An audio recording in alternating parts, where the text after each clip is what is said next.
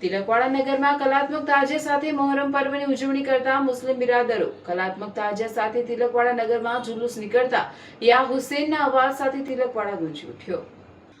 કરબલાની મહાન દુઃખદ ઘટના આજથી લગભગ 1400 વર્ષ પહેલા બની હતી।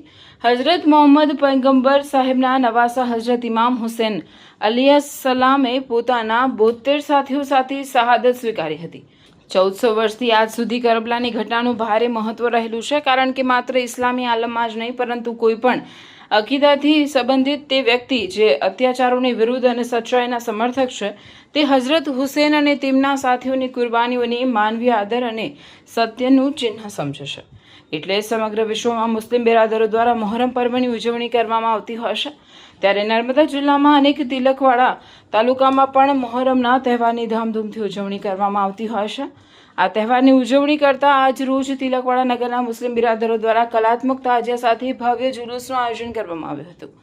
આ જુલુસ તિલકવાડા નગરના મુખ્ય માર્ગો ઉપરથી પસાર થતા હિન્દુ મુસ્લિમ કોમી એકતાના દ્રશ્યો પણ જોવા મળ્યા હતા અને તિલકવાડા નગર યા હુસેનના અવાજ સાથે ગુંજી ઉઠ્યો હતો। તો બીજી તરફ અકીદતમંદો દ્વારા ઠંડા પીણા શરબતનું વિતરણ કરવામાં આવ્યું હતું।